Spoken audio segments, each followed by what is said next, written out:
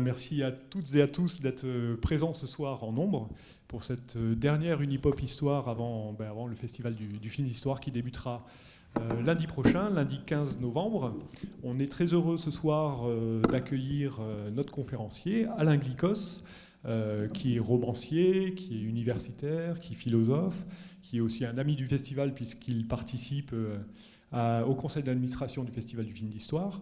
Alain Glikos a écrit un certain nombre de romans qui ont trait à la Grèce, avec ce lien fort forcément qu'il nourrit avec ce pays. Depuis quelques années aussi, depuis 2012 ou 2013, il a entrepris un travail avec un jeune illustrateur, dessinateur bordelais qui s'appelle Antonin, un travail autour du roman graphique, avec l'adaptation en premier d'un roman écrit par Alain Glikos qui s'appelait Manolis. Ensuite, une autre bande dessinée, un autre roman graphique qui s'intitule Gilet de sauvetage, sur les migrants notamment. Et puis récemment, ce nouveau roman graphique qui est sorti, je crois, en septembre de cette année, consacré donc à la thématique de ce soir, Kazantzakis, paru aux éditions Cambourakis, donc toujours avec Antonin. C'est le premier tome, Le regard crétois, 1883-1919, donc consacré à la thématique et au personnage dont il est question ce soir, Nikos Kazantzakis, qu'on connaît ici en France d'une certaine manière grâce à ses romans, deux romans en particulier, Alexis Zorba, dont l'adaptation filmée, vous avez pu la voir tout à l'heure, et vous pourrez aussi la voir à 20h30. L'autre roman, on va dire, marquant en France et à l'étranger, c'est La dernière tentation, qui a été adapté bien sûr par Martin Scorsese à la fin des années 80 et qui avait entraîné, beaucoup s'en souviennent je crois, un certain nombre de réactions parfois violentes en France et aux États-Unis. Mais Kazantzakis, c'est aussi d'autres livres, une œuvre assez importante, immense. C'est un penseur qui a marqué le XXe siècle. C'est aussi un homme d'action et c'est aussi la raison de cette conférence ce soir. C'est qu'au-delà d'être un intellectuel majeur de son époque, c'est aussi quelqu'un qui a vraiment souhaité agir dans son époque et qui a traversé un XXe siècle assez conflictuel, on va le dire. C'est quelqu'un aussi qui est né en Crète. Alain Glikos le rappellera, je pense, dans sa conférence. La Crète, l'histoire de la Crète, c'est une histoire assez complexe, parfois violente, notamment à la fin du XIXe siècle, début XXe. L'histoire de la Grèce aussi, d'une manière générale. Voilà, donc un peu toutes ces données-là seront, je pense, présentes dans cette conférence. Je voulais juste vous dire aussi que comme le festival commence bientôt lundi prochain, vous avez bien sûr la possibilité d'acheter dès aujourd'hui des cartes, 5 entrées, 20 entrées, à la Caisse du cinéma si vous souhaitez assister aux projections. Voilà, je laisse la parole à Alain Glikos, que je remercie encore de venir ici à Pessac pour cette conférence. Merci beaucoup.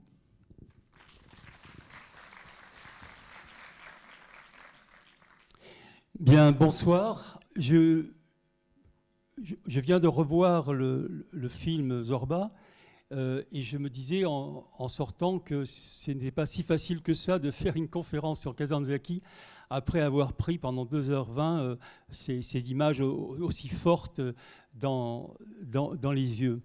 À ce propos, je voudrais simplement rappeler deux petites choses. La première, c'est qu'on est en 2021 et que 2021, c'est le 200e anniversaire de l'indépendance de la Grèce. Donc ça avait un peu de sens quand même de parler, d'évoquer un peu la Grèce dans cette Unipop. Je rappelle aussi que Kakoyannis, le réalisateur du film Zorba, est né en 1921, donc il aurait eu 100 ans cette année. Donc ça avait un peu de sens aussi de montrer ce film. À propos de ce film, je voudrais également rappeler que la musique est de Theodorakis et que Theodorakis est mort cette année. Et à ce propos, il y a une anecdote amusante, c'est qu'aujourd'hui, tout le monde pense que le sirtaki, cette musique qu'on entend à la fin, et cette danse, est une musique traditionnelle grecque. Et d'ailleurs, les Grecs eux-mêmes, aujourd'hui, quand ils la dansent et qu'ils la chantent, on a l'impression qu'ils l'ont complètement, ils se la sont appropriés au point de penser que c'est finalement une musique traditionnelle. En réalité, elle a été créée par Theodorakis pour ce film-là. Et dans le livre, dans le roman, pour ceux qui l'ont lu, Zorba danse à la fin, mais il ne danse pas du tout un sirtaki, puisque le roman date de 1946 et donc le film de 1963. Il danse une danse qui s'appelle le zebetiko et qui est une danse un peu qui fait penser au haka des All Blacks. C'est une danse guerrière. C'est une danse avant de combattre. Et ce n'est pas du tout une danse crétoise, d'ailleurs, c'est une danse de la Thrace orientale. Je voulais également, par rapport à Kakoyanis, vous suggérer et vous inciter à regarder, si vous avez l'occasion, le film qui s'appelle Stella, qui est un film très intéressant parce que d'abord, c'est le film qui a fait connaître Melina Mercouri. Et dans ce film, le personnage de Melina Mercouri, Stella, évoque de manière très forte le personnage de la veuve dans Zorba. Une femme libre, une femme qui ne veut pas s'en laisser compter, etc. Et qui, dans les mêmes conditions, d'ailleurs, meurt, puisqu'elle meurt aussi à la fin du film d'un coup de couteau. Et puis, si vous avez l'occasion, alors ça je crois que malheureusement on ne peut le voir que sur Internet, sur YouTube, mais c'est de regarder de Kakoyanis aussi Electre, le film Electre, parce que dans le film Electre, on retrouve des scènes, et notamment au moment où il porte le corps du gamin dans Zorba, il y a une scène qui est tout à fait identique à celle-là dans le film Electre. Donc Kakoyanis, il y a quand même une espèce de continuité. Il faut savoir que ce film Zorba, comme Stella, ce sont des films qui renvoie et qui s'inspire de la Grèce antique et de la tragédie grecque. Alors, je voudrais faire deux remarques. Il y en a une qui finalement tombe un peu puisque Bruno l'a déjà évoqué. Chaque fois que j'ai dit à des gens que j'étais en train de faire un roman graphique sur Kazantzakis, en règle générale, on me dit « Qui ça ?» Et donc, je dis, l'auteur de Zorba, ah oui, Zorba, alors les gens disent, ah oui, Anthony Quinn, le Sirtaki, oui, je vois. Pour ceux qui sont un peu plus cinéphiles, effectivement, il y a La Dernière Tentation du Christ, donc, qui date de 88, de Scorsese. Et puis, pour les plus cinéphiles encore, il y a une autre évocation, c'est le film qui s'appelle Celui qui doit mourir, et qui date de 1957, qui est inspiré par un livre de Kazantzakis qui s'appelle Le Christ recrucifié. Et ce film, c'est intéressant de le mentionner, tout simplement parce que Kazantzakis, c'est le seul film qu'il a pu voir. Il était encore vivant. Et même, il a monté les marches de Cannes en mai 1957 au bras de Melina Mercouri. Et il est mort en octobre 1957, donc très peu de temps après. Et à l'occasion d'ailleurs de ses obsèques à Héraclion, Melina Mercouri s'est déplacée et a fait un discours, a prononcé un discours qui est resté très célèbre pour ceux qui comprennent le grec. La deuxième remarque que je voudrais faire, c'est lorsqu'on m'a demandé, parce que ça m'a été demandé par l'Association internationale des amis de Kazantzakis, qui m'a demandé est-ce que ça vous intéresserait de faire un roman graphique sur Kazantzakis, parce qu'il n'en existe pas en France, et d'ailleurs, il n'en existe pas en Grèce non plus, ce qui fait que là, les pourparlers sont avancés pour la traduction de ce travail qu'on a fait avec Antonin en grec. Et je dois dire que je suis un montagnard du dimanche. Et lorsqu'on m'a demandé ça, j'ai vraiment eu l'impression qu'on me demandait de faire l'ascension de l'Everest, tant l'œuvre de Kazantzakis est immense, sa vie est immense, et son œuvre est à la fois complexe et très contradictoire, très ambiguë par moments. Donc j'avais l'impression que j'allais faire une ascension. Et le mot ascension est tout à fait bien trouvé, parce qu'il se trouve que ce terme, cette notion d'ascension est omniprésente dans l'œuvre de Kazantzakis, et même, c'est dès le début, en particulier du rapport au Gréco. Le rapport au Gréco, c'est le titre de son livre que peut-être certains d'entre vous connaissent sous le titre « La lettre au Gréco ». En fait, il n'y avait pas de raison d'appeler ça la lettre au Gréco, sauf que c'était plus joli que le rapport au Gréco. Mais en réalité, il s'agit bien du rapport au Gréco. Et dans ce livre, il dit « Il y a 4 degrés décisifs dans mon ascension, et chacun d'eux porte un nom sacré, le Christ, Bouddha, Lénine, Ulysse », donc vous voyez que ça devient compliqué. « Toujours dans ma vie, un mot n'a cessé de me tyranniser et de me cingler, le mot « monter ». C'est cette montée que je voudrais dépeindre ici, dit-il, en mélangeant l'imagination et la vérité.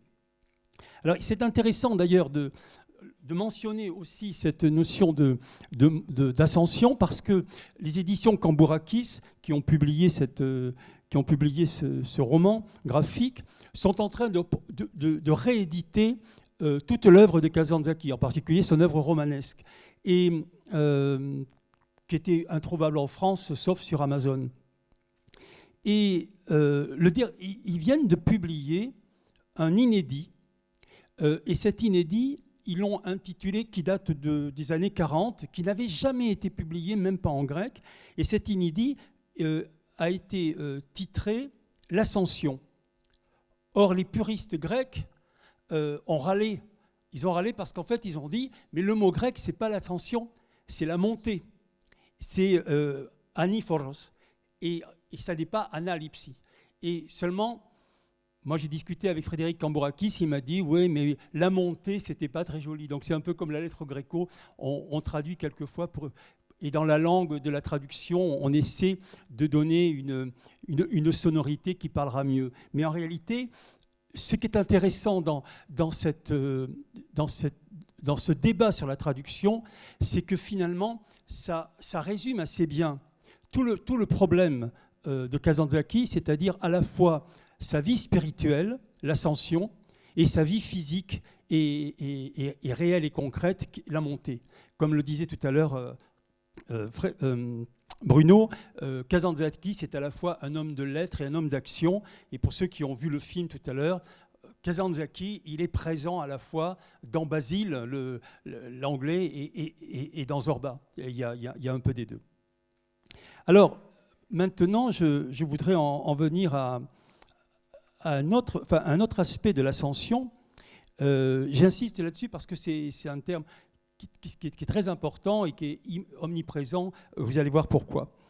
Dans les premières pages du rapport au Gréco, Kazantzakis raconte un événement qui l'a profondément marqué alors qu'il avait environ 3 ans, 4 ans. Bon, il marchait, mais il ne marchait peut-être pas si bien que ça. Bon, c'était un peu compliqué pour lui de marcher. Et il y avait des voisins à lui qui habitaient à côté de chez lui et qui avaient une petite fille qui s'appelait Éminée. Et cette Éminée, elle habitait à la porte de leur maison. Il y avait 3 marches à monter. Et Kazantzakis, évidemment, devait être amoureux de cette Éminée. Et donc, il voulait absolument faire l'ascension de ces 3 marches pour pouvoir la rejoindre. Or, voilà ce qu'il écrit. Il dit « Je savais que sa mère n'était pas chez elle. Je sortais alors sur la rue. Je voyais Éminée assise sur le seuil de sa maison, en train de mâcher du mastic. Je lui faisais signe que j'allais venir, mais sa porte avait 3 marches qui me paraissaient infiniment hautes. Comment les escalader ? Je suais sang et eau. Après une lutte désespérée, j'enjambais la première marche, puis c'était une nouvelle lutte pour atteindre la seconde. Je m'arrêtais un instant, levais les yeux pour la regarder. Elle était assise, indifférente, et ne tendait pas la main pour m'aider. Elle me regardait immobile et attendait. Elle avait l'air de me dire « Si tu peux vaincre les obstacles, tant mieux. Tu arriveras jusqu'à moi et nous jouerons. Si tu ne peux pas, va-t'en. » À la fin, après une grande lutte, j'atteignais le seuil où elle était assise. Alors elle me prenait par la main et me faisait entrer. D'ailleurs, dans le texte, il continue en disant qu'ils se sont déshabillés et puis ils se sont mis les plantes des pieds l'un contre l'autre. Et pour lui, ça a été le premier contact féminin de son histoire. Et vous mesurez assez bien dans ce texte l'importance de l'ascension, mais aussi l'importance que vont avoir les femmes dans sa vie. Et d'ailleurs, si les hommes sont machistes dans l'œuvre de Kazantzakis, on l'a vu quand même avec Zorba et avec ces personnages masculins crétois, et puis dans toute son œuvre, ça se voit aussi. On peut dire que les Grecs étaient machistes et qu'ils le sont probablement encore, mais toutes les femmes que Kazantzakis va rencontrer dans sa vie, et Dieu sait qu'il va en rencontrer beaucoup, elles ont toutes elles lui ont toutes donné une leçon de courage, parce que c'était des femmes fortes. Kazantzakis, finalement, avait un peu de mal je dirais, a rencontré des femmes qui ne lui tenaient pas tête. Et toutes les femmes qu'il a rencontrées, vous allez le voir au fil de mon propos, étaient des femmes extrêmement fortes. Alors ces remarques étant faites, venons-en un peu à la vie de Kazantzakis. Je ne sais pas si certains d'entre vous la connaissent. J'espère que ça ne vous ennuiera pas que je rappelle un petit peu les grandes étapes de sa vie. Alors il est né en 83 en Crète, à Héraclion. Et la Crète a été omniprésente dans sa vie. À un moment donné, il va cesser d'y aller et il n'y retournera plus, mais elle est tout le temps, alors qu'il a voyagé, qu'il est allé quasiment dans le monde entier, la Crète est toujours présente, et il écrit dans le rapport au Gréco, « Cette terre dont j'ai toujours gardé une motte dans le creux de ma main, je la serrais dans mes moments d'angoisse, et elle me redonnait de l'énergie. »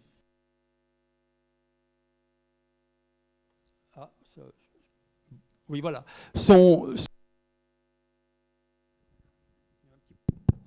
père Michalis en grec, est né dans un village qui s'appelle Varvarie, un peu au sud d'Héraclion.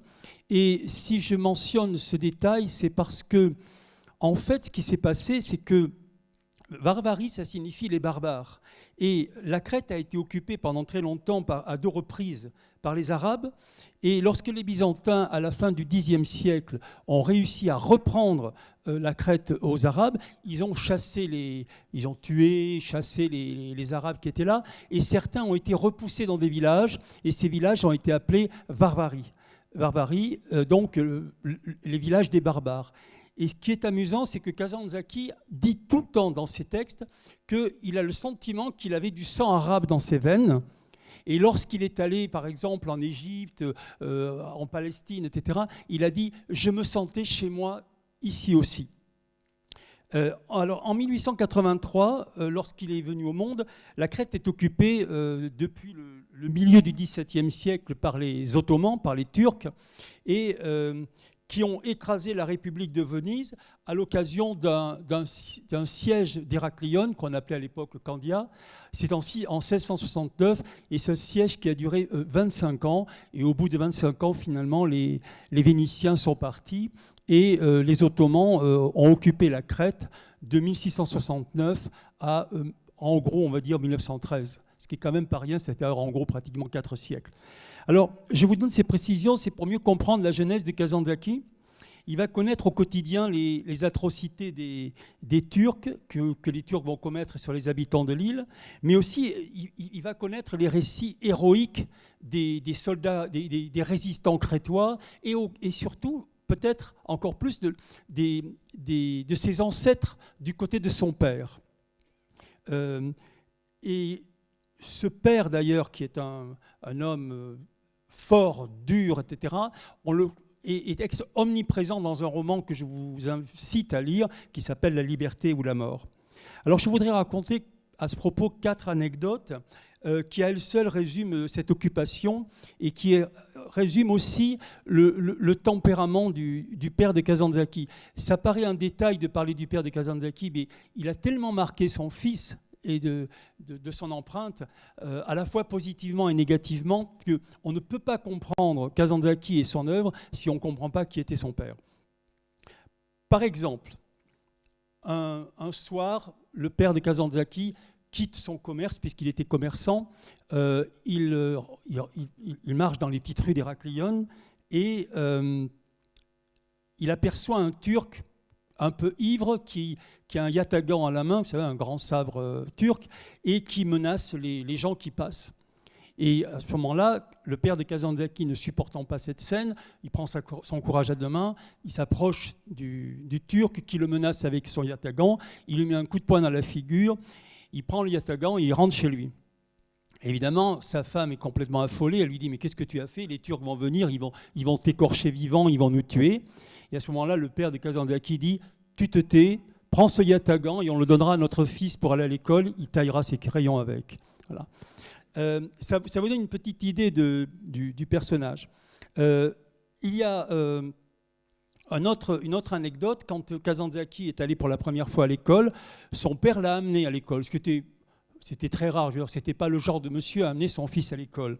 Et il l'amène à l'école et il dit au curé, pardon, ça aurait pu être, mais ce n'est pas le cas. Il dit à l'instituteur, c'est mon fils, la peau est à toi, les os sont à moi. Ne le ménage pas, frappe-le autant qu'il faut pour qu'il devienne un homme. Et la réponse de l'instituteur, c'est qu'il sort une cravache et il dit « T'inquiète pas, Michel, j'ai ce qu'il faut ». Ensuite, autre anecdote, un soir, les Turcs vont faire une sinistre expédition en représailles à une action que des résistants crétois ont menée contre eux. Alors là, évidemment, c'est la panique dans Héraclion. Tous les gens se calfeutrent chez eux, barricadent leurs portes, etc. Et le père de Kazantzakis dit à son fils et à sa femme et à ses enfants, il sort un couteau et il dit « Si les Turcs enfoncent la porte, je vous égorgerai tous les uns après les autres pour pas vous tombiez entre leurs mains et ensuite je me donnerai la mort. » Et alors il regarde son fils, il lui dit « Tu es d'accord ?» Et le fils dit « Je suis d'accord. » Et à ce moment-là, Kazantzakis ajoute « Ce jour-là, j'ai senti que je cessais d'être un enfant et que j'étais en train de devenir un homme. » Alors je me demande... Alors ça, c'est cette image... Elle représente la famille du côté de la mère, qui était une famille beaucoup plus douce, beaucoup plus gentille, beaucoup plus très attachée à la terre. Et son grand-père maternel lui a apporté la douceur. D'ailleurs, Kazantzakis disait « J'ai deux mains. Ma main droite, c'est une main dure. C'est la main du père. Et la main gauche, c'est la main du cœur. C'est la main de ma mère. » Et la quatrième anecdote, elle est assez amusante. Un jour, il y a un nouvel instituteur qui est arrivé. Et on racontait qu'il a mené avec lui la nouvelle pédagogie. Et au bout d'un certain temps, les enfants qui pensaient que la nouvelle pédagogie, c'était une jeune fille, Kazantzakis a dit à l'instituteur « Mais maître, on n'a toujours pas vu la nouvelle pédagogie. » Et l'instituteur a pris sa cravache, il lui a mis des coups de cravache sur les fesses et il lui a dit « Voilà la nouvelle pédagogie. » Je vous ai raconté ces anecdotes, c'est pour que vous compreniez dans quelle atmosphère ouateuse a vécu Kazantzakis son enfance. Alors en 1997, la lutte pour l'indépendance a pris une tournure décisive. Là, les combats commençaient à devenir extrêmement rudes. Et le père de Kazantzakis a considéré que sa famille était en danger. Et ils sont partis. Il les a amenés dans l'île de Naxos. Parce qu'en fait, il avait même dit à son fils, tiens, voilà une carte, mets ton doigt quelque part et on ira là. Et Kazantzakis a mis son doigt sur l'île de Naxos et donc il les a amenés là-bas. Et au bout d'un certain temps, Kazantzakis a été mis dans une école de curés catholiques. Et vous avez vu tout à l'heure, il dit elle n'aura pas d'obsèques parce qu'elle est catholique et parce qu'elle fait son signe de croix avec la main ouverte et non pas comme ça. Et quand le père de Kazantzakis va finalement laisser son fils aller chez les moines catholiques, mais il lui dit « Fais attention, ne te laisse pas embobiner par les catholiques, parce que de toute façon, ils ne valent pas mieux que les Turcs. » Et ce qui est important, c'est que Kazantzakis va faire des études brillantes dans ce monastère, enfin des études, en tout cas le début de ses études jusqu'au collège, et il va apprendre le français et l'italien, et il sera extrêmement francophone. Si vous avez l'occasion un jour de regarder sur YouTube, il y a des interviews de lui en français. Il parlait très très bien français. Il a traduit une grande partie des textes français importants en grec. Et il y a une chose qui est très amusante, c'est qu'il voulait être premier de la classe, non pas pour être le meilleur, mais pour faire honneur à la crête. Parce qu'en permanence, son père lui disait « T'as bien travaillé, c'est pas toi que je félicite, c'est ton cœur qui fait honneur à la crête. » Enfin, il y avait cette idée très forte. Et à Naxos, il a carrément, pendant ses études, alors qu'il était petit, il avait fabriqué un dictionnaire français-grec. Et il y a un moine, le moine supérieur, qui lui a dit « Bravo, tu feras des études magnifiques. » Et il y en a un autre qui lui dit tu devrais le brûler, ce dictionnaire, parce qu'à ton âge, on a autre chose à faire. Il vaut mieux aller s'amuser et courir les filles que de faire un... Sinon, tu finiras instituteur avec des lunettes. Et il faut savoir qu'en Crète, il on avait deux destins possibles quand on était un homme.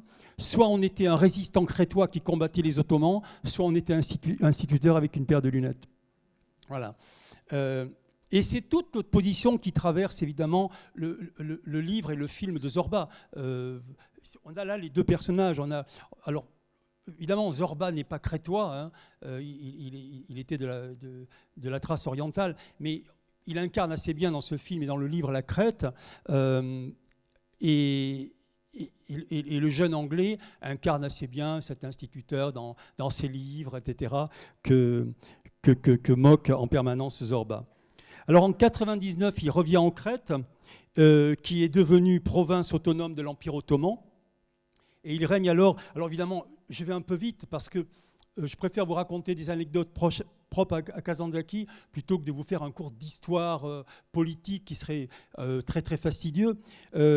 Et là, il règne une atmosphère évidemment de liesse à Héraclion. Les Crétois sont extrêmement contents. On n'est pas encore à l'indépendance définitive et au raccrochement de la Crète à la Grèce, ça sera en 1913.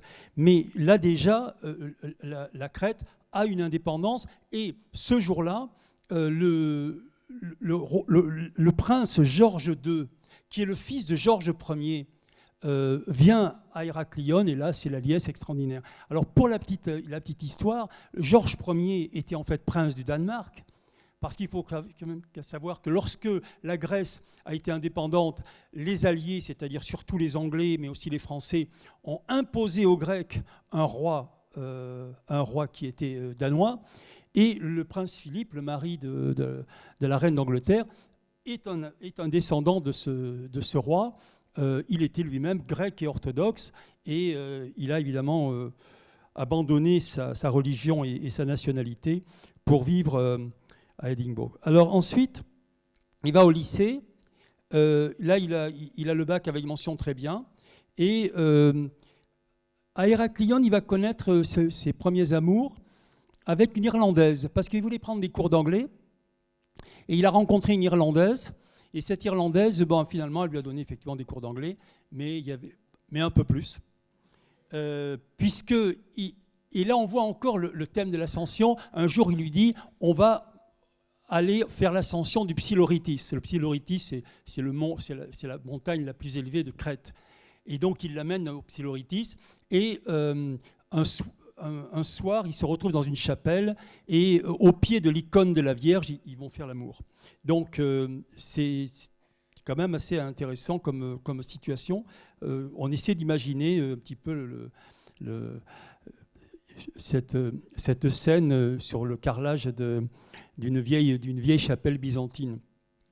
Alors, ensuite, il va quitter Héraclion, il va à Athènes, parce que son père lui dit, écoute, en gros, tu es bon à rien avec tes mains, donc fais des études et reviens en étant juriste, avocat, etc. Donc il va faire des études de droit à Athènes, assez brillantes aussi, mais en même temps, il commence à écrire. Et là, il écrit son premier roman, le Lys et le serpent, qui est d'ailleurs un roman d'amour qui reprend son amour avec l'Irlandaise. Et puis, il va écrire aussi des pièces de théâtre, notamment une pièce de théâtre qui s'appelle Le Maître Maçon, qui sera jouée, qui aura un prix. Donc, vous voyez, très rapidement, il a 20 ans, ça commence à marcher assez bien pour lui. Mais à Athènes, il y a une chose qui est assez étonnante, c'est qu'il dit dans le rapport au Gréco qu'il a été très déçu par le Parthénon.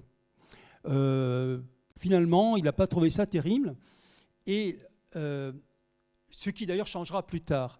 Mais je voudrais vous lire juste le passage où il explique pourquoi il n'a pas aimé le Parthénon. Le Parthénon m'est apparu comme un nombre pair. Le nombre pair va contre mon cœur. Je ne veux pas de lui. Il tient trop fermement sur ses pieds. Il n'a aucun désir anxieux de se déplacer. Il est conservateur, satisfait, sans inquiétude. Et c'est assez intéressant parce que juste après, à Athènes, il se sent un peu enfermé. Il trouve que cette société grecque de cette époque-là est assez conservatrice. Et il décide de partir à Paris. Et à Paris, alors quand il arrive à Paris, alors attendez, pardon, là il y a une petite erreur. Bon, mais Paris a disparu. Quand il est arrivé à Paris sous la pluie d'ailleurs, il considérait que Paris, pour lui, c'était la capitale intellectuelle et culturelle de l'Europe. Et donc, il avait très, très envie d'y aller. Ça va être un peu dur pour lui, Paris, parce qu'il n'a pas d'argent. Son père lui a donné de l'argent. Il essaie de vivre avec le peu que son père lui a donné. Et c'est un peu compliqué. Il va suivre les cours de Bergson, d'Henri Bergson, au Collège de France. Là, ça va être une révélation, parce que finalement, il se rend compte que Bergson est un philosophe qui fait l'éloge du mouvement, contre le côté statique de la raison. Et là, il se dit, finalement, la raison, notre raison, elle fige la réalité pour la comprendre. Et par exemple, il est très intéressé par la théorie de Bergson sur la notion de temps, parce que pour Bergson, le temps, c'est une dimension qui est mesurée au moyen de l'espace, et donc qui est figée. Or, le temps bouge tout le temps. Et Bergson préférait la notion de durée qui impliquait la subjectivité, le sentiment subjectif du temps qui passe. Et Kazantzakis est très très intéressé par cette idée, et qui d'ailleurs qui renvoie aussi à la théorie d'Héraclite, qui disait on ne se baigne jamais 2 fois dans la même eau, et donc il est extrêmement difficile de connaître. Et donc il y a chez Kazantzakis, ce qui retient de Bergson, c'est cette idée qu'au fond, la raison ne peut pas à elle seule rendre compte de notre rapport à la réalité, et qu'il faut aussi ce que Zorba appelle dans le film un grain de folie. Et il faut le sentiment, il faut la spontanéité, il faut l'énergie vitale, qui est le terme que utilisait Bergson. Et à propos de Zorba, il dit, et vous allez voir que ça va tout à fait dans le sens de ce que je viens de dire, il dit, à ses côtés, en parlant de Zorba, mais du vrai Zorba, hein, on en parlera tout à l'heure, il dit, à ses côtés, donc aux côtés de Zorba, le temps avait pris une nouvelle saveur. Ce n'était plus une succession mathématique d'événements, ni en moi un problème philosophique insoluble. C'était du sable chaud, finement tamisé, et je le sentais couler tendrement entre mes doigts. Béni soit Zorba, il a donné un corps bien-aimé et chaud aux notions abstraites qui grelottaient en moi. Donc on voit bien l'opposition entre la raison froide et puis l'énergie vitale du corps qui lui est chaud. Mais à Paris, il va faire une autre rencontre. Alors j'espère que mes... Alors voilà, oui, j'ai oublié de vous raconter cette anecdote tout à l'heure. À Héraclion, le père de Kazantzakis, un jour, a pris son fils par la main. Il devait avoir 7-8 ans, et il l'a amené sur la place des Lions à Héraclion, où étaient pendus trois Crétois qui avaient été pendus par les Turcs. Et il a obligé son fils à embrasser les pieds de ces Crétois, qui étaient tout glacés, tout verts, etc. Il lui a dit, pour que tu n'oublies jamais ce que les Turcs nous ont fait. Mais j'avais oublié de vous montrer cette diapo. Alors ensuite, voilà le Paris. Et ça, c'est la nouvelle anecdote. À Paris, il allait étudier à la bibliothèque de la montagne Sainte-Geneviève. Et un jour, il y a une jeune fille qui arrive, une étudiante, et qui lui met un livre devant lui où il y a une photo. Et cette photo, c'est la photo de Nietzsche. Et elle lui dit, qui c'est? Alors Kazantzakis dit, je ne sais pas qui c'est. Il dit, mais comment, vous ne voyez pas qu'il a la même moustache que vous, qu'il a les mêmes yeux, les mêmes sourcils, etc. C'est Nietzsche. Et alors il dit, oui, mais je ne le connaissais pas. Et elle lui dit, mais vous n'avez pas lu de Zarathustra? Il dit, ben non. Et alors elle lui donne le livre, elle lui en fait cadeau, et elle ajoute, voilà une nourriture de lion pour votre esprit, si vous avez un esprit de lion et si votre esprit a faim.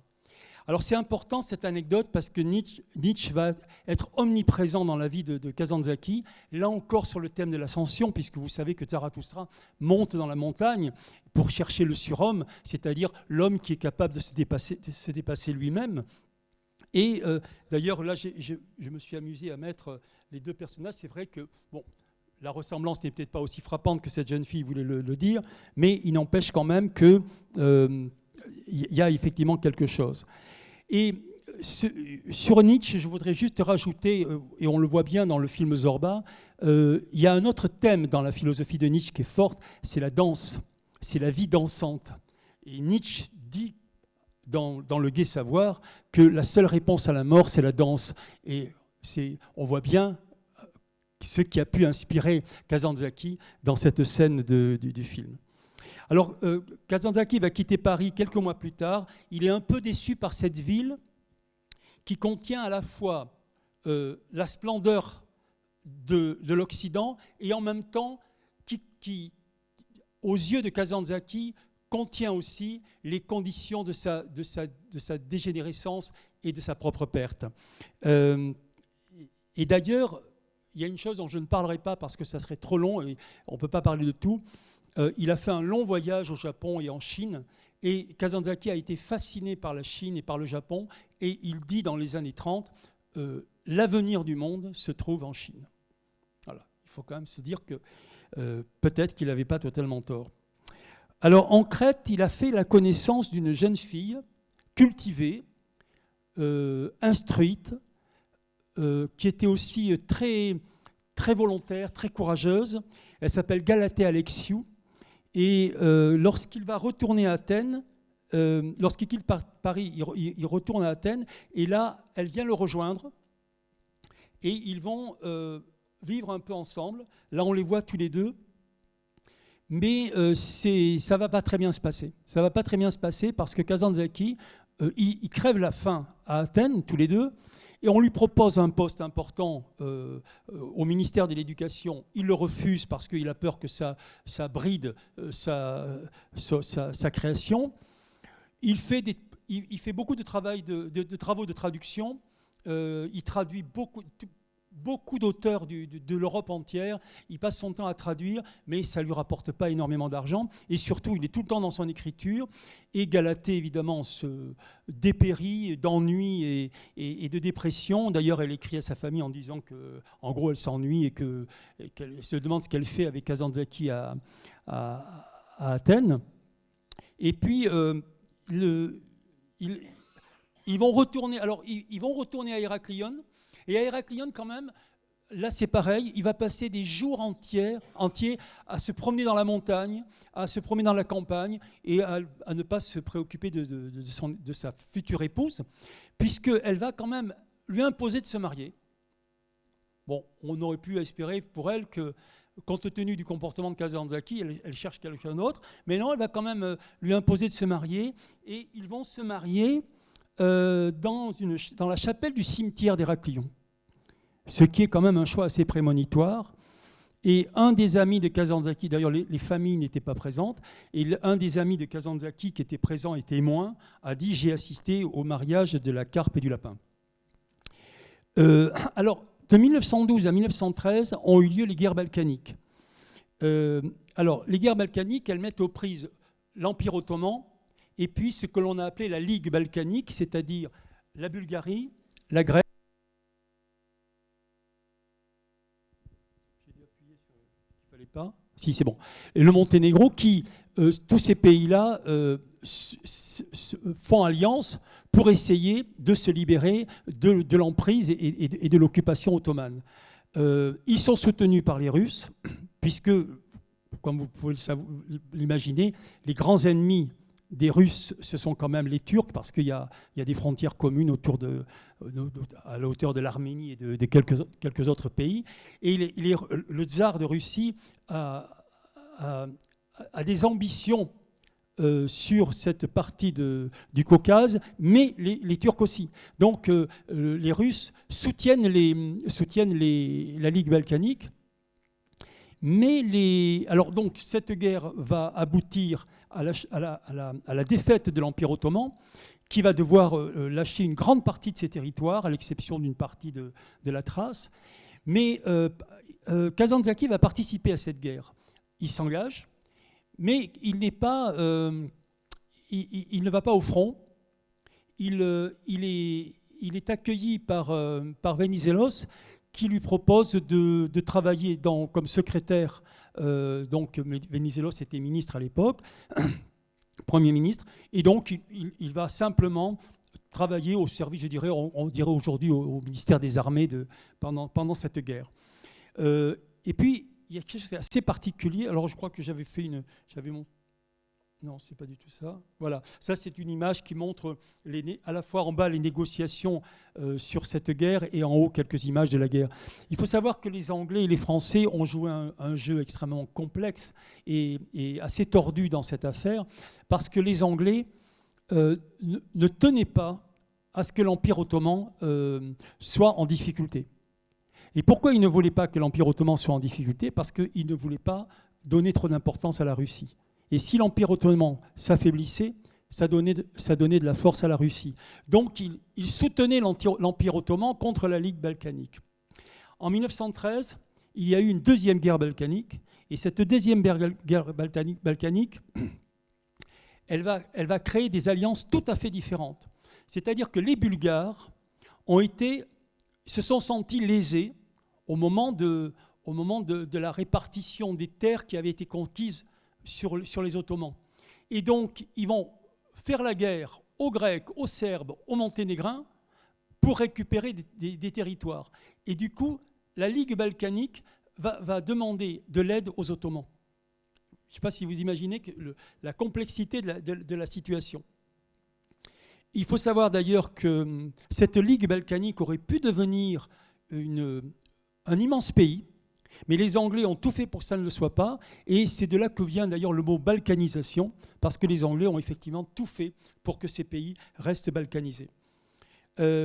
Alors, en 1913, l'Empire ottoman donc renonce à ses droits sur la Crète, et le drapeau grec flotte enfin sur la forteresse de Lacanée, qui est la première capitale de la Crète.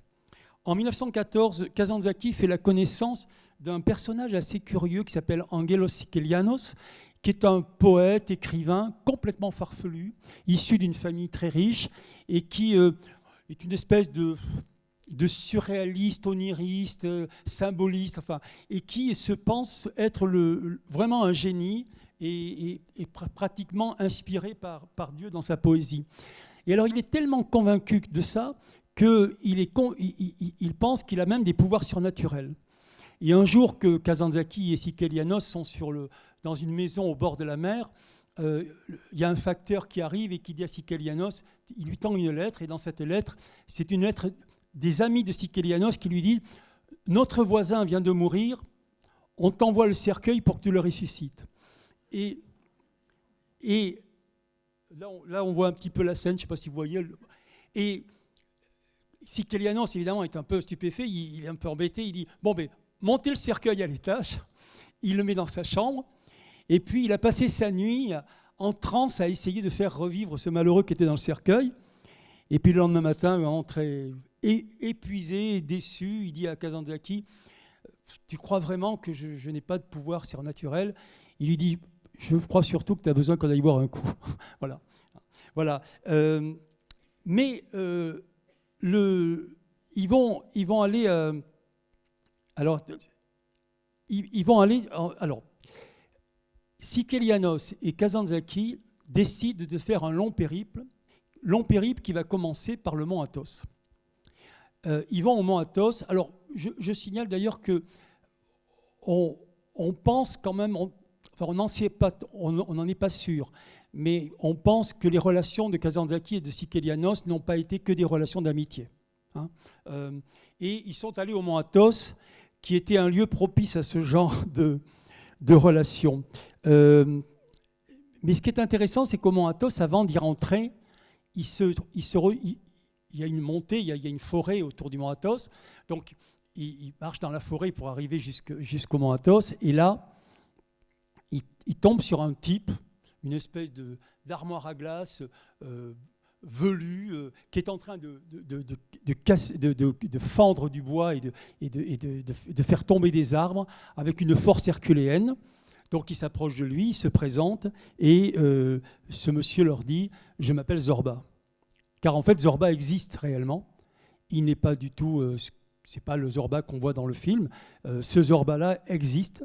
Et c'est un homme assez particulier qui a fait 36 000 métiers. D'ailleurs, c'est ce qu'il dit dans le film. Il a fait 36 000 métiers. Il a travaillé dans la mine. Et puis, à un moment donné, il a enlevé la fille de son patron.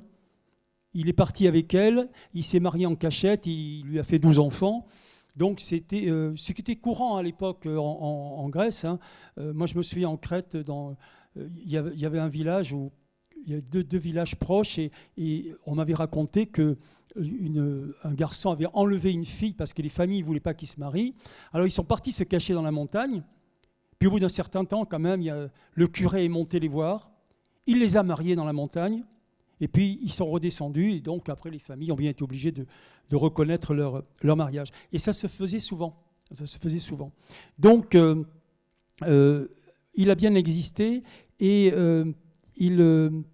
à lui tout seul, il mériterait une conférence, mais heureusement, il y a un film.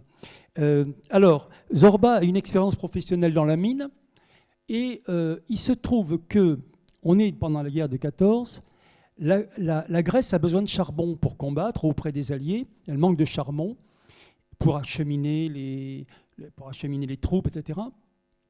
Et Kazantzakis possède une mine de lignite dans le Magne, pas du tout en Crète, dans le Magne, dans un des 3 doigts du sud de la Grèce. Et donc il se dit, ben voilà, on va aller là-bas et on va exploiter cette mine. Donc ils vont y aller. Après le voyage à Athos, ils vont aller dans le Magne. Et ça va être un fiasco à peu près équivalent à celui que vous voyez dans le film ou dans le livre. Ils étaient faits pour diriger une mine, comme moi je suis fait pour être curé, donc ça n'a pas du tout marché. Alors, ce qui est important, c'est la description que Kazantzakis fait du mont Athos. C'est une description au vitriol sur la vie luxueuse et corrompue des moines. Alors, Zorba, tel qu'on l'a connu Kazantzakis. Et puis là, bon, c'est une scène dans le roman graphique où on voit les moines en train de manger. Et ces moines sont assez épouvantables et l'image qu'en donne Kazantzakis et Sekilianos est évidemment une image assez dégradante pour les moines. Et une petite anecdote, à un moment donné, il rencontre un moine et il dit, alors que j'étais allé... Le moine leur raconte ça. Alors que j'étais allé surveiller une ferme à la demande de l'higoumène c'est un supérieur, j'ai rencontré une femme et n'ai pas résisté à la tentation. Cette nuit-là, j'ai trouvé le bonheur et j'ai compris que la femme est plus puissante que la prière, que le jeûne, que la vertu même. Depuis, je me demande si le péché n'est pas au service de Dieu.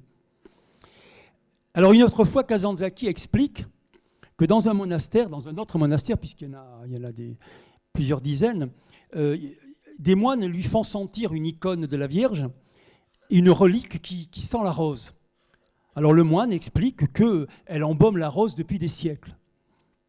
Et c'est alors qu'il y a un autre moine qui est un peu à l'écart, qui lui dit, tu parles, ils l'aspergent de parfum tous les matins, et ils me prennent pour fou, mais moi je les prends pour des charlatans. Voilà. Alors c'est que des histoires comme ça que raconte Kazantzakis dans le rapport au Gréco, ce qui explique évidemment que l'Église grecque a refusé à 7 reprises que Kazantzakis ait le prix Nobel de littérature. Voilà.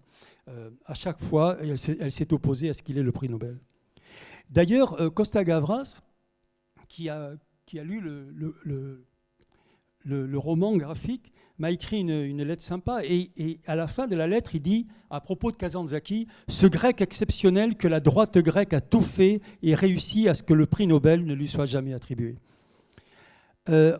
En 1917, le mariage avec Galatée va se terminer. Et à la fin de cette année, Kazantzakis quitte la Grèce pour la Suisse. Il part en Suisse parce qu'il veut aller sur les traces de Nietzsche.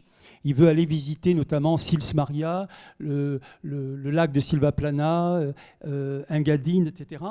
Et donc, à un moment donné, il fait l'ascension d'une montagne. Et quand il arrive à Silvaplana, il rappelle dans son texte les propos de Nietzsche. Il dit, Nietzsche écrit à Silvaplana, j'étais assis là dans l'attente de rien, par-delà le bien et le mal, jouissant tantôt de la lumière, tantôt de l'ombre. Alors soudain, Zarathustra passa auprès de moi.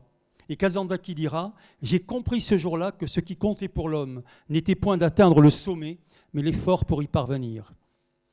Mais en Suisse, il n'a pas fait que rencontrer les traces de Kazantzakis, il a aussi rencontré une fille une étudiante grecque qui s'appelait Élie Lambridi, qui était en train de faire elle aussi une thèse sur Nietzsche, ou sur Bergson peut-être, oui sur Bergson je crois.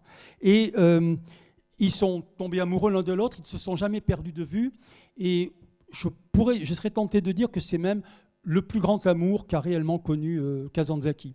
Jusqu'à la fin de sa vie, ils seront en contact, et lorsque Kazantzakis écrira son Odyssée, il l'écrira à 8 reprises, il reprendra ce texte qui fait 33 333 vers. Élie Lambridi lui fera des critiques assez dures qui le vexeront d'ailleurs, sans complaisance. À ce propos, je voudrais dire que l'Odyssée d'Homère, c'est un poème dont le thème central, c'est l'hospitalité, la philoxénia en grec. Et si vous vous souvenez de ce texte, quand Ulysse s'en va, Ulysse en grec, d'ailleurs Ulysse en grec, ça se dit Odyssée, hein, c'est le même mot. Ulysse n'est pas un mot grec, c'est un mot de chez nous en fait. Odyssée, c'est Ulysse. Et quand Ulysse s'en va, partout où il passe, il est accueilli par des femmes, que ce soit Nausicaa et puis quelques autres comme Circé, Calypso, etc. Et pendant ce temps, sa femme l'attend gentiment en faisant et en défaisant le tissage. Et il se trouve que Kazantzakis a eu la même vie. Kazantzakis, il a passé son temps à faire le tour du monde, sauf aux États-Unis, parce que comme il était considéré comme communiste, il n'a jamais pu aller aux États-Unis. Mais il a fait le tour du monde, et partout où il est allé, il a été accueilli par une femme. Et pendant ce temps, sa première femme, Galatée, l'attendait, puis sa deuxième femme, Hélénie, l'attendait aussi. Et je dirais que Kazantzakis, c'est à la fois Ulysse, et en même temps, c'est aussi Pénélope, parce que le fait de remettre sur le métier toute sa vie, son Odyssée, c'est un peu à la manière dont Pénélope remet toute sa vie le tissage. Alors en 1919, lors d'un séjour dans l'île de Spetses, chez Sikelianos, ils vont se fâcher et se séparer. Et la même année, il est nommé par Venizelos directeur général du nouveau ministère de l'aide aux réfugiés. Alors de quoi s'agit-il ? Il va quitter Athènes et il va aller dans le Caucase pour essayer de sauver 150 000 Grecs qui sont en danger. Ces Grecs qui venaient en fait on appelle ça les Pontiques, les Grecs pontiques, qui depuis la bataille de Trébizonde en 1461 avaient dû fuir la Turquie et étaient montés vers le Caucase. Ces Grecs étaient en danger. Ils étaient persécutés par les Ottomans et plus particulièrement par les Kurdes. Ils étaient en Géorgie, vous voyez, dans cette région-là. Et ils étaient aussi persécutés par les bolcheviks. Parce que, tout simplement, la Grèce, au moment de la Révolution russe, a combattu aux côtés des Alliés pour essayer de sauver le tsar. Donc, les Russes, qui pourtant étaient des alliés des Grecs à un moment donné pendant les guerres balkaniques, là commencent à persécuter ces Grecs. Alors il va partir là-bas, Zorba va aller avec lui d'ailleurs, et puis d'autres Crétois, ils vont aller là-bas et ils vont ramener ces 150 000 Grecs qui étaient à Batoumi, qui étaient à Kars, etc., dans ces villes de la Géorgie. Et ils vont les installer dans le nord de la Grèce, où ils vont faire souche. Alors, Kazantzakis va revenir et il va abandonner... alors oui, ce qui est amusant, c'est que là aussi, il côtoie une femme, une certaine Barbara, une Géorgienne, qui lui dit « Écoute, je m'ennuie avec mon mari, tu me plais, partons ». Et alors Kazantzakis lui dit « Mais c'est pas possible, j'ai 150 000 personnes à sauver ». Et elle lui dit le devoir, c'est de ne pas laisser le bonheur s'échapper quand il se présente à nous. Vous voyez, bon, c'est comme ça, régulièrement, Kazantzakis est soumis à la tentation. Voilà. Alors quand Venizelos, malgré sa victoire dans les guerres balkaniques et la guerre de 14, a perdu les élections, Kazantzakis a démissionné de son poste. Alors en 1922, il est en Autriche au moment où a lieu, et on commémorera cet anniversaire l'an prochain, la catastrophe, ce qu'on a appelé la grande catastrophe d'Asie mineure, où les Turcs de Mustafa Kemal ont chassé 1 500 000 Grecs, dont, au passage, ma famille. là, il va vivre une expérience. Il est en Autriche et il va vivre une expérience tout à fait étonnante. Là encore, il rencontre une fille. Alors à cette époque-là, il a quitté un peu le Christ et il est maintenant avec Bouddha. La différence pour lui entre le Christ et Bouddha, c'est que le Christ, les chrétiens, ils demandent au Christ « délivrez-nous du mal ». Or, il trouve que ce n'est pas très intéressant et il trouve que Bouddha est plus intéressant parce qu'il dit « délivre-nous de la délivrance ». Donc, il fait un pas de plus dans son ascension. Au bas de la montagne, c'était on se délivre du mal. À la moitié de la montagne, on se délivre de la délivrance. Et donc, il est en train d'écrire un texte sur Bouddha. Et il se fait draguer par une jeune femme qui lui propose de venir chez lui, mais il va lui arriver un truc assez bizarre. Il va avoir une maladie de peau géante qui va complètement le défigurer. Alors, tous les jours, il le fait envoyer une lettre en lui disant « je viendrai demain », en espérant que sa maladie, cette espèce de maladie de peau va passer. Ça lui est arrivé d'autres fois dans sa vie d'ailleurs. Et comme ça ne passe pas, et qu'il est en Autriche et qu'il commence à lire un peu l'œuvre de Freud, il va aller voir un psychanalyste. Alors ce psychanalyste, c'est le docteur Steckel, et là vous allez voir, c'est assez étrange cette histoire. Il lui dit qu'est-ce que vous faites dans la vie ? Il lui dit voilà, je souhaite vivre selon l'enseignement de Bouddha. Le psychanalyste dit l'enseignement de Bouddha. Il lui répond ceci: votre visage a le masque de la sexualité. Quittez Vienne et cette femme au plus vite. Tant que vous resterez ici, ce masque vous collera à la peau. Alors je dois avouer que je n'ai rien trouvé concernant ce prétendu masque de la sexualité. Il faudra que je demande à des psychanalystes avertis, mais pour l'instant, je n'ai rien trouvé. Alors Kazantzakis est sceptique, mais il va quand même quitter Vienne et cette fille. Et finalement, il raconte que dès qu'il a été dans le train, sa peau est redevenue normale. Bon. Là, il va aller à Berlin. Et il va vivre 2 ans à Berlin. Et il est, à Berlin, il va côtoyer des femmes juives qui font partie d'une association, l'association des femmes juives de Berlin. Parce que, je ne sais pas si vous le savez, mais Berlin est une ville qui, depuis très très longtemps, est devenue la capitale allemande des Juifs. Il y a énormément de Juifs et ils sont extrêmement militants, actifs. Et les femmes juives se sont constituées en association et elles sont extrêmement féministes. Et donc, il en rencontre une qui va être... On est pendant la République de Weimar et dans cette période-là, en Allemagne, c'est les suites de la guerre de 14, il règne en Allemagne une grande misère qui va d'ailleurs amener Hitler au pouvoir. Et là, il va rencontrer une jeune femme qui s'appelle Rachel Lipstein, qui va l'amener chez elle voir d'autres juives. Il y a notamment Ika Horowitz, etc. Et toutes ces femmes vont faire comprendre, elles sont très très proches, elles sont en empathie avec la révolution russe. Elles parlent beaucoup de Lénine. Et Kazantzakis, qui jusque-là était un petit peu à côté de toutes ces choses-là, lui il était dans Bouddha, tout d'un coup il découvre que peut-être il y a... que le Messie est peut-être arrivé sur Terre et que c'est peut-être Lénine. Alors il est très, très, très touché par ça, mais avec Rachel, ça ne va pas très bien se passer parce que Rachel trouve qu'il a quand même il a un manteau un peu luxueux et elle dit « tu ne peux rien comprendre à la misère de notre peuple, tu es un anti, etc. » Donc ils sont souvent en bisbille, mais ils se retrouvent souvent, ils se réconcilient au lit. Et il continue à Berlin son texte sur Bouddha et surtout, il écrit un texte qui n'est pas très facile à lire, mais qui est pourtant très important, qui s'appelle Ascèse.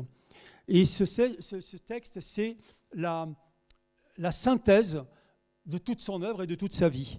Alors, en exergue de ce texte, il écrit une phrase que personnellement je trouve magnifique. Il dit « Nous venons d'un abîme obscur. Nous aboutissons à un abîme obscur, l'espace de lumière entre ces 2 abîmes, nous l'appelons la vie. » Et c'est aussi dans ce texte qu'il écrira cette phrase qui sera ensuite inscrite sur sa tombe: « Je n'espère rien, je ne crains rien, je suis libre. »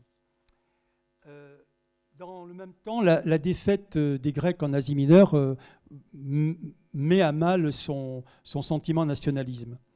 Alors quelques jours plus tard, dans un musée, il fait la connaissance d'une autre juive, une juive polonaise qui s'appelle Itka Horowitz, qui va avoir une importance dans sa vie. et qui lui dit qu'elle revient du paradis. Alors il lui dit, mais c'est quoi le paradis? Elle lui dit la Russie. Après quelques pas dans un parc, elle l'amène elle aussi chez des amies juives.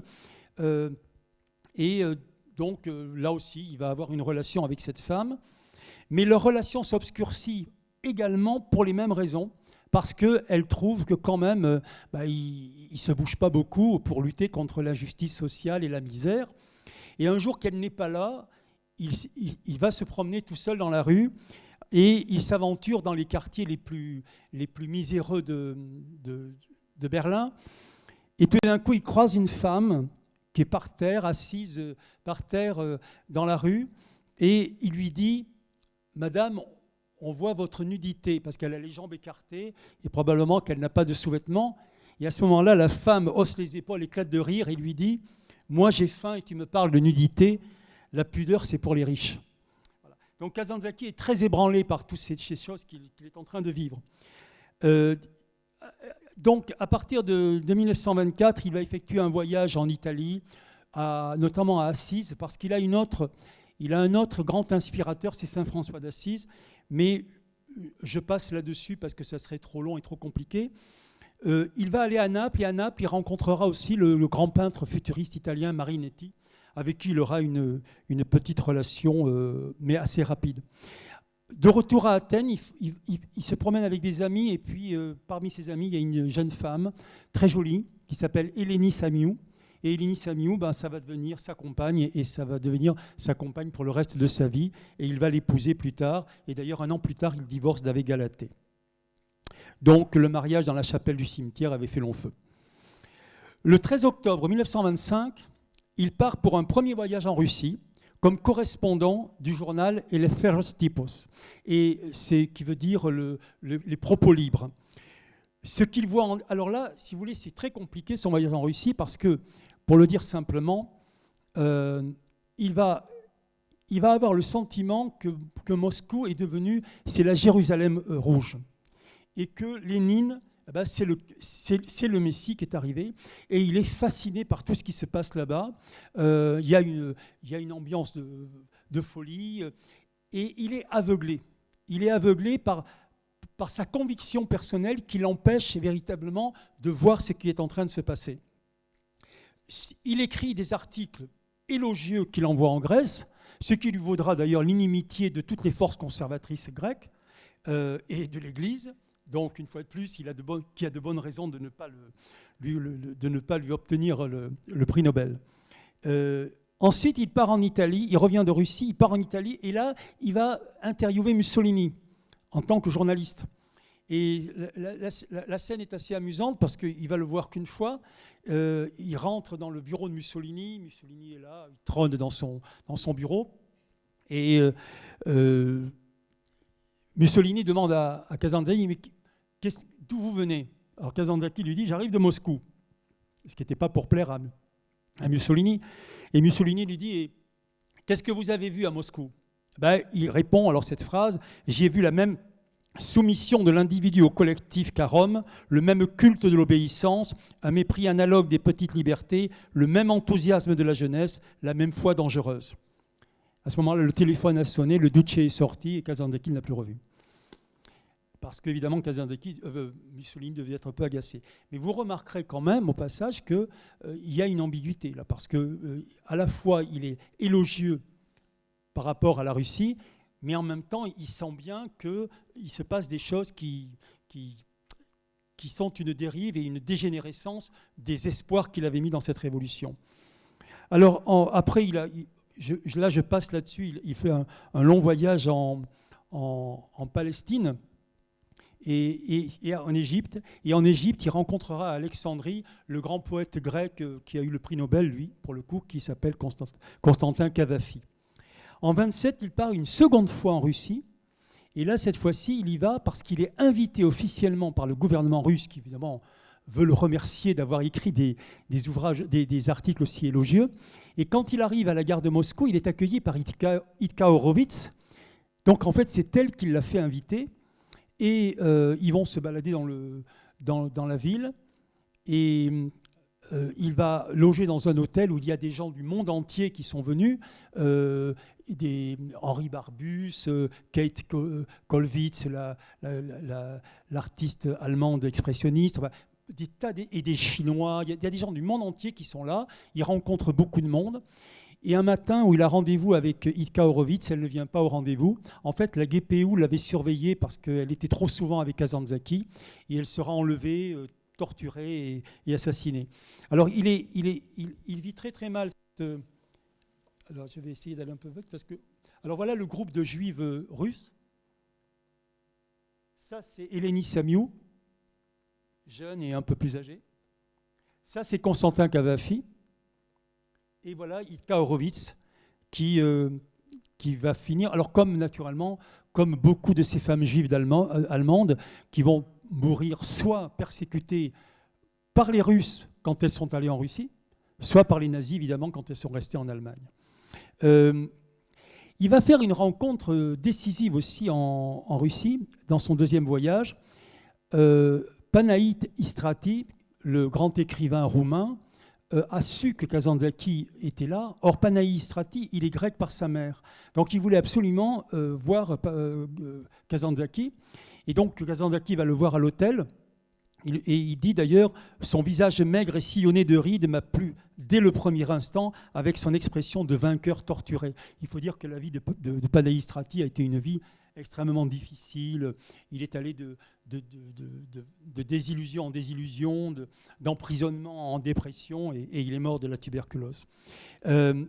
Panaït Istrati, il est venu, et il n'a qu'une idée en tête, c'est d'aller voir Maxime Gorki. Il vénère Maxime Gorki et il va absolument le rencontrer. Et il dit à Kazantzakis, tu sais pas, on boit un bon coup et ensuite on va aller voir Maxime Gorki. Alors ils emportent une bouteille pour fêter ça, etc. Mais ils vont être extrêmement déçus parce que, surtout Panaït Istrati, parce que finalement Gorki, qui est un ours mal léché, va à peine les recevoir et au bout de 3 minutes, il va les conduire. Alors ça, c'est Panaït Istrati avec Kazantzakis et ça, c'est Maxime Gorki. Kazantzakis va se différencier de Panaït Istrati parce que Panaït Istrati va beaucoup plus vite que Kazantzakis comprendre que la révolution russe est en train de dégénérer vers un totalitarisme. Kazantzakis, lui, il est complètement aveuglé par ça, et surtout par le fait que, comme il est un invité officiel, on lui fait visiter des écoles, des prisons modèles, des hôpitaux modèles, etc. Mais en fait, tout ça a été préparé pour convaincre les étrangers que le régime était magnifique. Il y a un événement qui va faire que Kazantzakis et Panaït Istrati vont se fâcher. Panaït Istrati était un ami de Victor Serge. Alors, pour ceux qui ne connaissent pas Victor Serge, c'est un anarchiste belge qui a rompu avec l'anarchisme et qui est rentré au Parti communiste, qui est allé en Russie et qui a même combattu dans l'armée russe et qui ensuite a commencé à critiquer le régime stalinien, a écrit un livre avec Panaït Istrati contre le régime stalinien. Résultat, il a été emprisonné et Panaït Istrati a été très ému par ça. D'ailleurs, il aura fallu l'action de Romain Rolland, qui interviendra directement auprès de Staline pour que que pour Victor Serge soit libéré et puisse revenir à Paris. Panaït Istrati, évidemment, est très très ému par cet événement et Kazantzakis le considère un peu comme une espèce d'épiphénomène. Bon, c'est comme ça, une révolution, ça a forcément des effets secondaires, et donc il ne s'en émeut pas davantage. Et Panaït Istrati ne le supportera pas du tout, et donc ils vont se fâcher. Dans le récit de voyage que Kazantzakis a écrit sur la Russie, il a tout un chapitre sur les Juifs. Il est très, très élogieux sur les Juifs, il les admire. Et ce qui est intéressant, c'est qu'il fait la différence entre Staline et Trotsky. Il dit ce qui a fait que Staline a gagné, c'est qu'évidemment, il y avait la menace du nazisme, et Staline a, je cherche un mot qui ne me vient pas, il a fait monter en Russie le sentiment nationaliste. Alors que Trotsky, qui est juif, dit Kazantzakis, au contraire, il était internationaliste. Et ce qui plaisait à Kazantzakis dans les Juifs, c'était le fait qu'ils étaient d'abord, il dit, intelligents, etc. Pour lui, c'est quasiment une race supérieure. Mais en plus, ce qu'il dit, c'est qu'il prônait l'internationalisme contre toute forme de nationalisme qui était une pensée rétrécie et finalement rétrograde. Ensuite, il vient une période où Kazantzakis bouge moins, et là, il va écrire beaucoup. Il reste à Athènes, il va écrire beaucoup et il va beaucoup traduire. Et Kazantzakis, je ne vous l'ai pas dit tout à l'heure, mais Kazantzakis a beaucoup traduit et a beaucoup écrit des textes de pédagogie. Il s'est beaucoup intéressé, il a écrit des livres pour enfants, des livres d'histoire pour enfants. Et quand il était en Allemagne, les Juifs dont je vous ai parlé tout à l'heure faisaient partie d'une association aussi qui était l'association de la Ligue Froebel. Froebel était un grand pédagogue allemand qui a inventé les jardins d'enfants. Et ces Juives-là étaient militantes pour une pédagogie nouvelle, etc., pas la même que celle du Crétois. Et Kazantzakis est allé à rencontrer Rachel Lipstein justement dans un colloque sur l'éducation et la pédagogie. Il va faire des voyages un peu partout.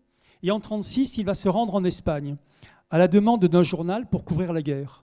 Et là, curieusement d'ailleurs, le journal va lui demander de couvrir la guerre du côté franquiste et pas du côté des républicains.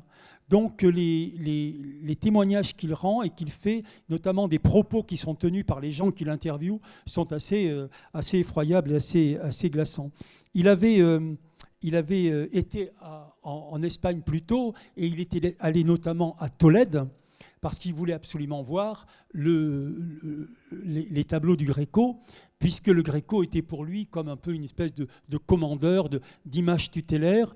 Et quand le rapport au Gréco, parce que le terme en grec c'est anaphora qui veut dire le rapport, c'est au sens militaire du terme, c'est-à-dire il vient devant le Gréco dans ce livre, dès le début il le dit, je viens devant le Gréco, qui était né en Crète, hein, comme vous le savez, et qui était un Crétois lui aussi.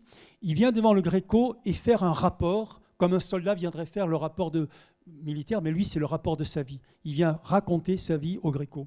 Et donc, il avait vu évidemment les œuvres du Gréco, mais quand il retournera en 1936, Tolède est détruite, Madrid est en feu, Barcelone est en feu. Il est évidemment catastrophé par ce qu'il voit. Et il apprend là-bas la mort de quelqu'un qu'il admirait beaucoup et avec qui il s'était lié d'amitié dans un premier voyage, c'est Garcia Lorca.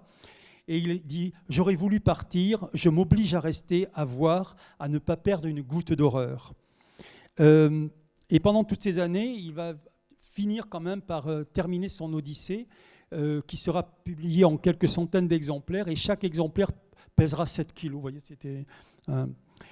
Alors, en 1939, il va en Angleterre. Il est invité par le British Council. C'est amusant d'ailleurs parce qu'il est logé dans une maison qui a appartenu à la petite fille de Shakespeare. Son récit de voyage en Angleterre est remarquable. Littérairement, c'est peut-être un des meilleurs. Malheureusement, il n'est pas traduit en français, il n'est qu'en anglais. Enfin, il est en grec, bien sûr, mais pour l'instant, il n'existe qu'en anglais. Ensuite, il va retourner en Crète, et là, ça va être la guerre de 39-45. Et pendant la guerre de 39-45, il va vivre à Égine, dans une maison qu'il avait fait construire avec Hélénie, Samiou, sa deuxième femme. Et là, ça va être extrêmement dur, puisque comme l'armée italienne a été battue par l'armée grecque, les Allemands sont obligés d'amener ce qui d'ailleurs est une des explications probablement de la défaite aussi des Allemands sur le front russe. Ils ont été obligés de dégarnir le front russe pour aller soutenir les Italiens en Grèce. Et là, les Allemands vont s'adonner à des atrocités, vont affamer la Grèce. Moi, par exemple, mon arrière-grand-mère est morte de faim à Athènes pendant l'occupation. Et Kazantzakis lui-même va être très très inquiété parce que comme il est considéré comme communiste, les nazis le recherchent.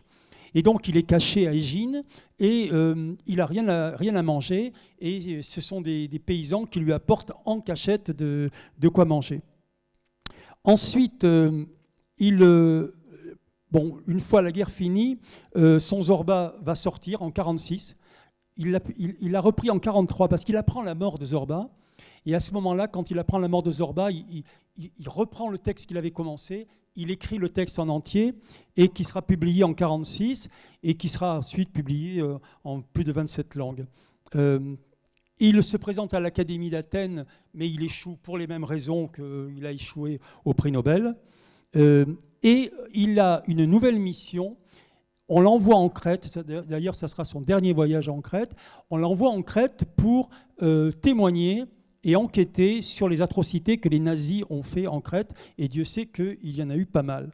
Et il dit « Je m'attendais à entendre des pleurs, à voir des mains qui appelaient au secours. J'ai vu des âmes insoumises, inflexibles, des corps à moitié nus, affamés, mais intraitables. » Et naturellement, il fait aussi référence pas seulement aux atrocités nazies, mais c'est aussi une référence aux atrocités qu'avaient faites les Ottomans pendant des œuvres et des œuvres, des siècles et des siècles. Alors, il a participé à un gouvernement de gauche. Il a même créé une association des jeunes socialistes. Il voulait essayer de rassembler tous les jeunes socialistes. Et seulement, il s'est passé une chose, c'est que la Grèce se retrouve en guerre civile avec d'un côté les conservateurs royalistes et de l'autre côté les démocrates. Et il y a un livre qui est très intéressant à lire de ce point de vue-là, c'est Les Frères ennemis, qui raconte cette guerre fratricide entre les... Il y a aussi un livre de Nicolas Gage qui s'appelle Hélène, je ne sais pas si vous l'avez lu, qui raconte aussi cette guerre fratricide, notamment dans le nord de la Grèce. Et à ce moment-là, les Anglais et les Américains ne voient pas d'un bon œil du tout une victoire possible des démocrates. Et donc, ils commencent à organiser la chasse aux intellectuels de gauche. Et heureusement, un certain nombre d'entre eux vont être recueillis à l'Institut français par Roger Milliès, qui dirigeait l'Institut français à cette époque-là. Et parmi eux, quand même quelques noms célèbres, Castoriadis, Costa Gavras, Yanis Xenakis et évidemment Kazantzakis vont être recueillis à l'Institut et ensuite vont être exfiltrés à l'étranger. Kazantzakis va se retrouver en Angleterre, de nouveau invité par le British Council. Et là, il va faire une déclaration à la BBC où il appelle... qui est une déclaration où il appelle tous les intellectuels du monde à s'allier et à s'unir pour faire une proposition d'une paix intellectuelle dans le monde entier. Son appel, d'ailleurs, il a même préparé un questionnaire qu'il envoie à un certain nombre d'écrivains anglais comme William James, etc. Mais il n'aura quasiment pas de réponse et ça sera un peu un fiasco. Les Anglais, le gouvernement travailliste de l'époque, de Attlee, lui demande, dans cette guerre fratricide, de soutenir les royalistes et de faire d'écrire un article pour dire qu'il faudrait pour demander le retour des royalistes. Et Kazantzakis va faire un article qui s'appelle « Non au monarcho-fascisme ». Ce qui fait que comme le gouvernement travailliste anglais va l'expulser. Et il va être accueilli à Paris par un certain Jean Herbert, grand orientaliste, qui était un ami de sa femme Hélénie et qui, chaque fois qu'il revenait de l'Inde, s'arrêtait à Égine pour discuter de Bouddha avec Kazantzakis. Et là, il va être accueilli par Herbert, et Herbert va lui trouver un job à l'UNESCO. Et il va travailler, Kazantzakis va travailler pendant 1 an avec la fille de Jean Herbert, qui s'appelle Yvette Renaud Herbert. Et si je vous donne ce détail qui n'a aucun intérêt pour vous, c'est tout simplement parce que Yvette Renaud Herbert est encore vivante et que j'ai la chance de pouvoir la côtoyer régulièrement et qu'elle est la dernière personne vivante en France qui a connu Kazantzakis. Et elle en dit d'ailleurs beaucoup de bien. Alors je lui ai demandé d'ailleurs s'il l'avait draguée. Et elle m'a dit non, il a toujours été extrêmement correct avec moi. Au contraire, il m'a apporté beaucoup, il était extrêmement cultivé, etc. Parce qu'il avait quand même la réputation d'être un séducteur, comme vous avez pu le comprendre. Il est donc resté un petit peu à l'UNESCO. Mais alors là, il avait une mission importante, c'était une mission de traduire les grands textes les très grands textes du monde entier, c'est-à-dire l'Enfer de Dante, Cervantes, Goethe, etc., Shakespeare, de les faire traduire dans plusieurs langues, et notamment en français, en grec, etc. Et à un moment donné, il s'est trouvé vraiment trop à l'étroit dans ce bureau de l'UNESCO, et il a quitté ce travail, et il est parti à Antibes, et là, il va écrire l'essentiel de ses grands romans, c'est-à-dire le Christ recrucifié, la liberté ou la mort, etc. Et il va aussi commencer son rapport au Gréco. Ensuite, je vais essayer peut-être d'accélérer un tout petit peu. Il commence à tomber malade. Il n'est pas très en forme. Et malgré ça, il souhaite quand même aller voir Albert Schweitzer à Strasbourg, parce que Albert Schweitzer lui avait lu son œuvre et lui avait écrit des textes, des lettres dithyrambiques sur son œuvre. Et donc, il va aller le voir et il dira à propos d'Albert Schweitzer: j'ai rencontré Saint François d'Assise vivant. Voilà. Pour lui, Albert Schweitzer, c'est Saint François d'Assise. Alors, il a eu cette rencontre assez importante. Et puis, ensuite, en 1957, comme je vous l'ai dit, il y aura le film qui sera tourné, donc Celui qui doit mourir. Il montera les marches avec Mélina Mercouri. Mais alors qu'il est malade, il décide quand même de faire un dernier voyage en Chine. Et en Chine, il va être accueilli officiellement par Chou Enlai, qui a lu l'œuvre de Kazantzakis et qui est très admiratif aussi de cet auteur qui est évidemment en plus avait quand même fait l'éloge du communisme. Il va tomber malade, très malade en Chine, et il va être ramené rapidement en Allemagne ou à l'hôpital de Freiburg, où il va décéder en octobre 1957. Alors, ce que je voudrais également dire pour finir, c'est que Kazantzakis a reçu également une lettre très élogieuse d'Albert Einstein, qui n'est jamais allé aux États-Unis, comme je vous l'ai dit, parce qu'il était considéré comme communiste, et surtout qu'il a été extrêmement admiré par Albert Camus. Il y a d'ailleurs un échange de lettres entre Albert Camus et Kazantzakis, parce qu'Albert Camus voulait absolument que la pièce de théâtre Mélissa, qui n'est pas connue, mais qui est magnifique, Camus voulait absolument la faire jouer en France, et donc il a écrit à Jean-Louis Barrault en disant: il faut absolument que tu joues cette pièce, mais pour des raisons financières compliquées, etc., la pièce ne s'est pas jouée du vivant de Kazantzakis. Et il y a une chose qui est tout à fait intéressante, c'est qu'en 1957, Albert Camus aura le prix Nobel de littérature, et il dira en privé, la première chose qu'il a dite en sortant de la salle des Nobel: c'est pas moi qui aurais dû avoir le prix Nobel, c'est Kazantzakis. Voilà. Je vous remercie.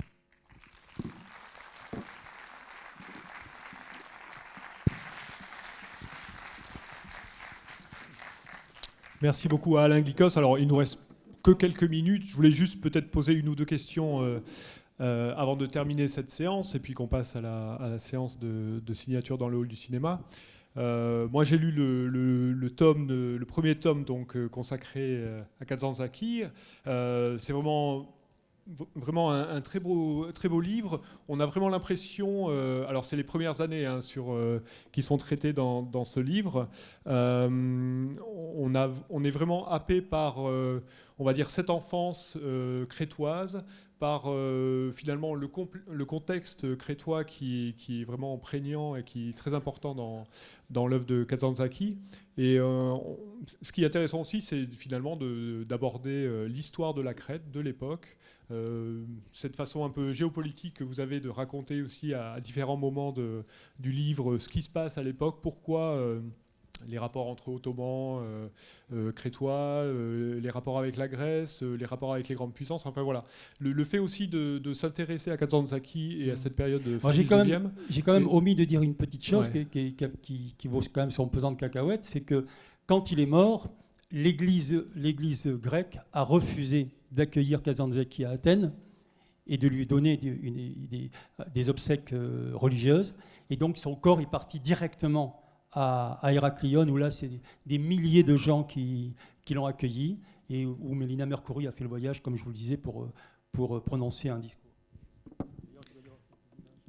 Là, il est avec Schwendal, et voilà les obsèques de Kazantzakis à Héraclion.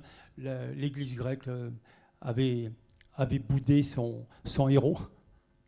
Alors peut-être une dernière question sur comment ce projet a été mené à bien, en tout cas ce premier tome. Vous disiez que c'était un peu insensé de s'attaquer à la biographie de Kazantzakis, pourtant vous l'avez fait. Comment vous avez réussi à travailler, à mettre en forme la matière? On sent bien, c'est à la fois une biographie, ce livre, mais c'est aussi une introduction à sa pensée, parce qu'il y a régulièrement des citations de Kazantzakis qui sont faites et qui expliquent aussi sa vie et son œuvre. Comment vous avez réussi à modeler toute la matière que vous aviez à disposition pour arriver à ce roman graphique? En fait, c'était extrêmement difficile parce que quand j'ai commencé à me plonger dans l'œuvre de Kazantzakis, j'ai repéré quand même beaucoup de complexité, de contradictions. Je ne comprenais pas toujours très bien ce qu'il y avait de cohérent dans tout ça. Et puis, je n'étais pas toujours d'accord avec lui. Et donc, mon idée, ça a été, pour m'en sortir, j'ai eu l'idée d'imaginer un dialogue. Alors, j'ai envoyé une lettre à Kazantzakis, en lui disant que j'aimerais bien le rencontrer pour discuter avec lui. Fictive. Et j'ai eu une chance extraordinaire, c'est que Kazantzakis m'a répondu, il était d'accord. Et donc, j'ai imaginé un dialogue avec lui. Et tout le roman graphique, c'est un dialogue avec lui, ce qui me permet à moi de faire de temps en temps des références à des choses et surtout de lui poser des questions et de lui dire « Maintenant, je ne comprends pas pourquoi tu dis ça, alors que… » etc. Et ça donne d'abord un caractère plus vivant au document. Et ça m'a permis de naviguer dans son œuvre parce que je me suis dit, si je fais un biopic, je vais avoir du mal à trouver une colonne vertébrale et que les gens s'y retrouvent, quoi. Et j'ai écrit le scénario et j'ai envoyé ça à Antonin et j'ai trouvé parce que c'est pas une bande dessinée classique, c'est-à-dire que c'est pas des gaufriers avec des cases, c'est une véritable mise en page de ce dialogue, parce que il y a quand même beaucoup de textes dans cette bande dessinée. Et pour Antonin, c'était pas évident de mettre en page, d'organiser et de scénariser, si j'ose dire, à la fois le texte et l'image. Et je trouve qu'il s'en est plutôt bien tiré. Peut-être une dernière remarque aussi sur le livre, et après je libérerai la salle. On est frappé aussi par les couleurs qui ont été choisies dans le livre, la palette de couleurs, relativement chaude finalement, peut-être à l'image aussi de cette région du monde. Et puis aussi l'absence de traits. Il n'y a pas de tracé autour des personnages, comme on peut le voir, mais c'est un choix graphique qui est courant, mais qui mérite d'être souligné. Et peut-être que moi, l'idée que je m'en suis fait, c'est que finalement, c'est aussi une façon de rappeler la mémoire des choses, des faits, mais sans trop finalement les dessiner, les arrêter. Voilà, il y a une forme peut-être de traitement graphique de la mémoire dans ce choix. Et puis, comme il y a pas mal de textes, je pense que si on avait surligné au trait les personnages, on aurait probablement alourdi encore plus les pages, alors que là, les images, effectivement, comme tu dis, sont des évocations, et le texte, les seuls éléments graphiques, finalement, surlignés, c'est les phrases, quoi. Bon, en tout cas, un livre passionnant, donc je vous conseille de le découvrir, et merci à Alain Glicos, et merci à vous.